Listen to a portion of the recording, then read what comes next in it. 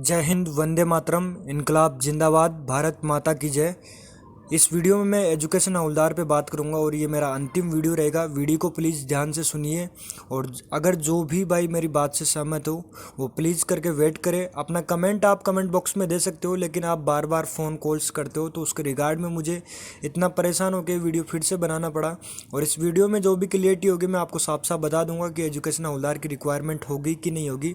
लेकिन उससे पहले अभी बहुत सारे कैंडिडेट को इतना डाउट है कि इसकी सिलेक्शन प्रोसीजर, क्वालिफिकेशन, सिलेबस और क्या क्या एलिजिबिलिटी क्राइटेरियाज होते हैं उसके बारे में हम डिटेल में बात करेंगे। क्या एज लिमिट होती है, सिलेबस क्या होता है, कौन कौन से सेंटर पे इसका टीचिंग एप्टीट्यूड इंटरव्यू जो होता है वो कहाँ कहाँ पे करवाया जाता है, कौन कौन से सेंटर की, कौन कौन से स्टेट की भर्ती कहाँ पे आयोजित होगी, सारी डिटेल में बात करूँगा। भर्ती के बारे में भी बताऊँगा कि आपकी भर्ती रैली कब होने वाली है।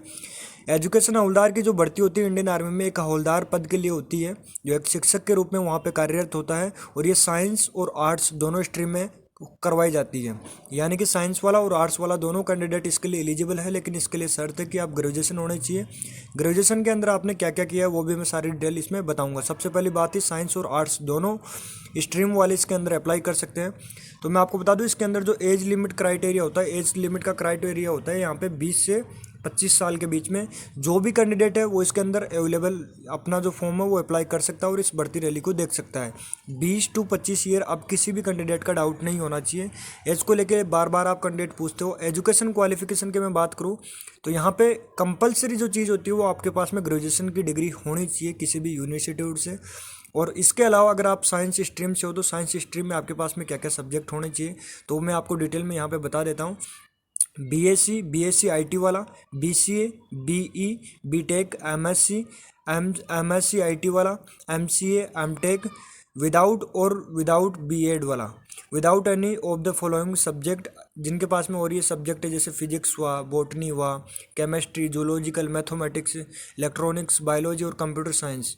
तो ये साइंस स्ट्रीम वाले की जो क्वालिफिकेशन होती है एज ए ग्रेजुएशन, या फिर इसके अलावा आपने अगर इस जो साइंस स्ट्रीम में बीएससी आईटीआई या बीसीए, बीटेक, एमएससी जो भी आपने कर रखी है तो आप एजुकेशन हवलदार के अंदर साइंस स्ट्रीम में अप्लाई कर सकते हो। अब बचे हैं आर्ट्स स्ट्रीम वाले कैंडिडेट, तो उनको मैं बता दूं आर्ट्स स्ट्रीम में वो कैंडिडेट अप्लाई कर सकते हैं। कंपलसरी ग्रेजुएशन आपके पास में होना चाहिए, सिंपली जिसको हम बीए बोलते हैं, ठीक है। बीए होना चाहिए या एमए होना चाहिए, without BEd, with any of the subject following. नीचे सब्जेक्ट बता रखे हैं यहाँ पे, अगर आपके पास में ये तो ठीक है। इंग्लिश लिटरेचर है इसमें, पॉलिटिक्स साइंस है, हिंदी लिटरेचर है, economics, Urdu literature, psychology, history, mathematics, geography, science और सोशोलॉजी, जो भी सब्जेक्ट अगर आपके पास में इनमें से हैं तो आप इसके लिए अप्लाई कर सकते हो। ये आर्ट्स वालों की मैंने बता दी, साइंस वालों दोनों की मैंने क्वालिफिकेशन यहाँ पे बता दी है। इसके अलावा मैं मेडिकल स्टैंडर्ड के बारे में बताना चाहूँ तो मेडिकल में लगभग कैंडिडेट्स को पता होगा कि ग्राउंड के अंदर जो मेडिकल एक्टिविटी होती है उसमें सारे बॉडी का चेकअप होता है, उसमें कोई एक पर्टिकुलर पॉइंट नहीं होता है। आँख, कान, नाक, कान, बॉडी के जो भी हर पार्ट होते हैं लगभग चेक किए जाते हैं। आँखों का 6/6 होना चाहिए, 6/9 वो भी चलता है। इसके अलावा बाद में बताऊँ आपको मिनिमम फिजिकल जो स्टैंडर्ड होता है इसका, उसके बारे में मैं थोड़ा सा आपको हाइट का बता दूं क्योंकि हाइट का लेके बहुत ज़्यादा इश्यू हो रहा है। तो वेस्टर्न हिमालयन के लिए 162 सेंटीमीटर हाइट होना चाहिए, चेस्ट 77 और वेट 48 केजी होना चाहिए। इसके अलावा ईस्टर्न हिमालयन के लिए 160 हाइट होनी चाहिए सेंटीमीटर, ठीक है। चेस्ट सेम रहेगा 77, वेट आपका 48 केजी रहेगा। रेस्ट ऑफ कंट्री इसके अलावा जो भी है उनका 162 सेंटीमीटर। हवलदार के लिए लास्ट जो हाइट होती है आपकी वो 162 सेंटीमीटर रहेगा। अब कोई भी कैंडिडेट बार बार नहीं पूछेगा, 162 सेंटीमीटर हाइट उनका रहेगा। चेस्ट आपका सेम रहेगा 77 और वेट आपका 50 केजी रहेगा। ये फिजिकल का जो बेसिक मेजरमेंट होता है उसके बारे में मैंने आपको ऑफिशियली अपडेट के साथ में बता दिया। ये एक ऑफिशियल नोटिफिकेशन है, उसके अकॉर्डिंग मैं बता रहा हूँ और अभी तक कोई भी चेंजेस नहीं किए गए हैं इसमें। इसके बाद में आपका स्क्रीनिंग होता है, फिर फिजिकल फिटनेस टेस्ट होता है। फिजिकल फिटनेस टेस्ट के अंदर मैं आपको बता दूं यहाँ पे इसके अंदर क्या क्या होता है। तो 1.6 किलोमीटर की रनिंग होती है। टाइम की बात करूँ तो टाइम में आपको बता दूं ये बैच के ऊपर डिपेंड करता है, बैच के हिसाब से दौड़ाया जाता है। फौज के अंदर कोई टाइम निश्चित नहीं होता है। पुलअप्स आपसे निकलवाई जाती है, बैलेंस और 9 फीट डिच, ये चीज़ें आपका फिजिकल फिटनेस टेस्ट के अंदर यानी कि PFT के अंदर आपसे ये चीज़ें करवाई जाती है। इसके अलावा फिर मैं रिक्वायरमेंट प्रोसीड्यूर के बारे में बात करूँ तो इसमें आपका रिटन एग्जामिनेशन होता है। तो रिटन एग्जामिनेशन के अंदर 2 पेपर होते हैं, पेपर फर्स्ट और पेपर सेकंड। और इसके अंदर अलग अलग चीज़ें, पेपर फर्स्ट होता है, पेपर फर्स्ट 50 क्वेश्चन ऑब्जेक्टिव आते हैं इसके अंदर, ठीक है। जो जनरल इंग्लिश का इसके अंदर पेपर होता है। इसके अलावा जो पेपर सेकंड है साइंस स्ट्रीम वालों के लिए मैक्सिमम मार्क इसमें 50 दे रखा है और आर्ट्स स्ट्रीम वालों के लिए मैक्सिमम मार्क 50 दे रखा है। तो दोनों का अलग अलग पेपर होता है, साइंस स्ट्रीम का अलग पेपर होता है, आर्ट्स स्ट्रीम का अलग पेपर होता है। यहाँ पे पेपर का विवरण बता रखा है पूरा, तो मैं आपको बता दूँ यहाँ पे और मार्क शीट पे आपका पेपर कंडक्ट किया जाता है, सबको पता है। पेपर फर्स्ट 50 मैक्सिमम इसमें होता है नंबर, पास के लिए आपको 20 नंबर लाना पड़ेगा, 1/4 इसमें नेगेटिव मार्किंग रहेगी। पेपर सेकंड जो साइंस स्ट्रीम वालों का है वही 50 नंबर का रहेगा मैक्सिमम, और पासिंग के लिए 20 नंबर चाहिए, 1/4 इसमें नेगेटिव मार्किंग रहेगा पर जो रॉन्ग आंसर रहेगा उसके अकॉर्डिंग। आर्ट्स वालों के लिए भी सेम में रहेगा। उसके बाद में जो पेपर अगर आप क्वालिफाई कर लेते हो तो लास्ट स्टेप इसमें बचती है teaching aptitude test and interview जिसको बोला जाता है।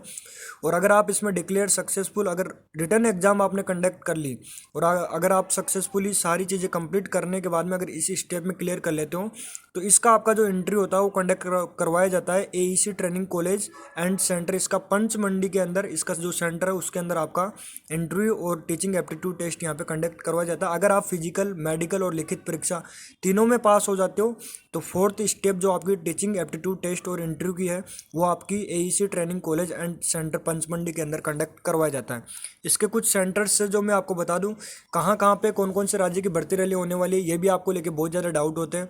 तो सबसे पहले मैं बात करूंगा स्टेट, यूटी और डिस्ट्रिक्ट सभी आ जाएंगे इसमें, एक ही बार बताऊंगा, आप इस वीडियो में ध्यान से सुन लेना। इसमें बता दूं हरियाणा, गुड़गांव, मेवात, पलवल और हिमाचल प्रदेश के कैंडिडेटों का जो यहाँ पे सेंटर है वो अंबाला कैंट रहेगा। इसमें पूरी डिटेल आप पढ़ लेना अच्छे से। कर्नाटका, केरला और लक्षद्वीप के लिए इसका हेडक्वार्टर बेंगलोर में रहेगा, जो पूरी डिटेल है वो आप अच्छे से पढ़ लेना। अंडमान निकोबार, आइसलैंड, आंध्र प्रदेश, पांडुचेरी और तमिलनाडु का सेंटर इसका चेन्नई में रहेगा। इसके अलावा बिहार, झारखंड का सेंटर दानापुर कैंट में रहेगा, जहाँ पे जो एआरओ आईआरओ की भर्ती कंडक्ट करवाई जाती है वही दानापुर सेंटर है, तो उसी में होता है। दिल्ली, फरीदाबाद, गुड़गांव, मेरठ और पलवल का इसमें दिल्ली कैंट में रहेगा इसका हेडक्वार्टर। इसके अलावा ये चित्तौड़गढ़, मध्य प्रदेश, इनका जबलपुर के अंदर इसका सेंटर रहेगा। और इसके अलावा मैं बता दूं आपको राजस्थान वालों का सेंटर जयपुर में रहेगा, जो जेडारो जयपुर है अपना, जो यहाँ पे बता रखा है Shastri Nagar, post box number 35, Jaipur Rajasthan के अंदर है इसका हेडक्वार्टर। और जम्मू एंड कश्मीर और पंजाब वालों का जालंधर कैंट के अंदर है हेडक्वार्टर। इसके अलावा ओडिशा, सिक्किम, वेस्ट बंगाल का हेडक्वार्टर कोलकाता में रहेगा। उत्तर प्रदेश और उत्तराखंड का हेडक्वार्टर लखनऊ कैंट में रहेगा। दादर नगर हवेली, दमन दीव, गोवा और गुजरात, महाराष्ट्र का हेडक्वार्टर इसमें पुणे में रहेगा। अरुणाचल प्रदेश, असम, मणिपुर, मेघालय, नागालैंड एंड त्रिपुरा का हेडक्वार्टर शिलोंग के अंदर रहेगा। जितने भी एईसी के जो सेंटर हैं, जो हेडक्वार्टर है, उनके बारे में मैंने आपको पूरी डिटेल दे दी। अब मैं बात करूंगा भर्ती रैली के बारे में। तो भर्ती रैली के बारे में अभी ऐसा है कि भर्ती रैली कंडक्ट करवाई जाएगी। ये मैं नहीं कहता हूँ कि हर यूट्यूबर अब कहने लग गया, एईसी के ऊपर वीडियो बनाने लग गया, और उनका कहना यही है कि एईसी की भर्ती आएगी, लेकिन उनको भी ये नहीं पता कि कब आएगी। तो इसके बारे में मैं जो जानकारी 3-4 दिन 5 दिन के अंदर मैंने इकट्ठा की है, कई एईसी अधिकारियों से मैंने बात की है, तो उनके अकॉर्डिंग मैं आपको बता दूं अभी एईसी के रिगार्ड में कोई भी ऑफिशियल नोटिस जारी नहीं हुआ है हेडक्वार्टर से। हेडक्वार्टर में इसके ऊपर चर्चाएं चल रही है कि एईसी की जो भर्ती है वो 2020 में कंडक्ट करवाई जानी थी, लेकिन पैंडेमिक की वजह से नहीं करवा पाए। अभी 2021 में ही इसकी भर्ती होगी, और जहां तक मेरा मानना है इसका नवंबर या दिसंबर में ही आपको इसका कोई अपडेट, ऑफिशियली अपडेट यानी जिसको आप नोटिफिकेशन बताते हो एईसी की ओर से, जो जारी किया जाएगा ऑफिशियल वेबसाइट पे, वो दिसंबर तक आपका आने के पूरे चांसेज है। और बाकी मैं ये नहीं कहता हूँ, मुझे पता है बहुत सारे कैंडिडेट की एज निकल चुकी है, मुझे पिछले 1 साल 2 साल से फॉलो कर रहे हैं, मुझे पूरा सपोर्ट कर रहे हैं, मैं उनका बहुत तहे दिल से धन्यवाद देता हूँ। लेकिन मैं भी इसमें कुछ नहीं कर सकता, मैं पूरा भरपूर कोशिश कर रहा हूँ कि एईसी के रिगार्ड में मुझे कुछ ना कुछ बहुत जल्दी देखने को मिल जाए। और मेरी कोशिश यही है कि आपको कुछ ना कुछ इसके रिगार्ड में बहुत जल्दी आपको देखने को मिलेगा। नवंबर दिसंबर के अंदर पूरा चांसेज है 100%, जितना दम लगा के मैंने जानकारी लेने की कोशिश की है, पूरी जानकारी ली है, और नवंबर दिसंबर तक इसका नोटिफिकेशन आने की बात है। लेकिन भर्ती की अगर मैं बात करूँ तो वो 2021 में ही मार्च के आसपास में करवाया जाएगा। इसका फिजिकल फॉर्म आपका दिसंबर तक अप्लाई करवा लिया जाएगा, और जैसे सबका इंतजार है कि ऑफिशियल जो नोटिफिकेशन वो देखने को मिल जाए, तो बाद में किसी यूट्यूबर के कहने की ज़रूरत नहीं है। लेकिन मैं पिछले 2 या 3 साल से फॉलो कर रहा हूँ इस चीज़ के पीछे, और आप भी जानते हो मैं आज से वीडियो नहीं बना रहा हूँ, 3 साल से वीडियो बना रहा हूँ, और आप लोग भी जानते हो मैं फालतू वीडियो नहीं बनाता हूँ, ना मैं बनाना चाहता हूँ, क्योंकि मैंने नंबर भी आपको यहाँ पे दे रखे हैं। बहुत सारे कैंडिडेट मुझे कॉल भी करते हैं, मैं रिसीव भी करता हूँ, उनको सही जवाब भी देता हूँ। मेरे पास में इतना वक्त नहीं है कि मैं बात करके किसी को सही जवाब दूँ या नहीं दूँ, गलत जो भी जानकारी दूँ, लेकिन मैंने फिर भी अपना नंबर छोड़ रखा है इसलिए, ताकि क्योंकि मैं सच्चाई के साथ में वीडियो बनाता हूँ। कोशिश और कमी मेरी इतनी रह गई कि अभी कोई ऑफिशियली अपडेट देखने को नहीं मिला। पैंडेमिक इतना बड़ा था जो सबको तहस नहस करके रख दिया 2020 के अंदर। नहीं तो आपको 2020 अप्रैल के अंदर ही आपको नोटिफिकेशन कुछ ना कुछ देखने को मिल जाता। पहले मेडिकल के रिगार्ड में फरवरी में एक नोटिफिकेशन आया था, उसमें एईसी का साफ साफ जिक्र किया गया था कि एईसी की भर्ती कंडक्ट करवाई जाएगी। उसके मेडिकल के जो रूल रेगुलेशंस हैं उनको भी चेंजेस किया गया था, सारी चीज़ें बताई गई थी और मैंने उस टाइम पे भी वीडियो बनाया था। और भरपूर कोशिश है कि 2020 के अंदर एईसी के रिगार्ड में कुछ ना कुछ आपको देखने को मिल जाएगा। तब तक आप सारे भाई मेरे को प्लीज़ करके सपोर्ट करें। मैं आपके लिए एईसी के रिगार्ड में हर पल पल एक एक मिनट में कोशिश करता हूँ कि कोई ना कोई मुझे अपडेट देखने को मिल जाए और यूट्यूब के ऊपर मैं सबसे पहले अपलोड करके वीडियो आपको इन्फॉर्मेशन, इसकी जानकारी पूरी विस्तार से दे पाऊँ। लेकिन अभी मुझे कोई अपडेट नहीं मिल पाया, तो जल्द मैं इसके रिगार्ड में कोई ना कोई ऑफिशियली अपडेट आपको दिखाऊंगा। क्वालिफिकेशन वगैरह जो भी डिटेल्स वो मैंने बता दी, ये सारी चीज़ें आप अपनी मैच कर ले। अगर आप मैच होते हो तो फिर जब भी नोटिफिकेशन आता है तो आपको ज़्यादा दिक्कत नहीं हो पाएगी। तो आगे में फिर जब भी कोई अपडेट मिलेगा मुझे तुरंत इमीडिएटली मैं आपको ऑन यूट्यूब के ऊपर इन्फॉर्म करूँगा। तो जो कैंडिडेट नए हैं वो चैनल को सब्सक्राइब करके बेल आइकन को प्रेस कर ले। और अगर आप ये चाहते हो कि मैं सब्सक्राइब के लिए ये वीडियो बनाता हूँ तो आप पूरे सारे भाई अनसब्सक्राइब करके मुझे डिसलाइक मार के जा सकते हो, लेकिन मैं पूरी कोशिश कर रहा हूँ जितना मेरे से हो पा रहा है। मिलता हूँ एक नए अपडेट में, तब तक ले सभी भाइयों को जय हिंद, जय भारत, वंदे मातरम, इनकलाब जिंदाबाद।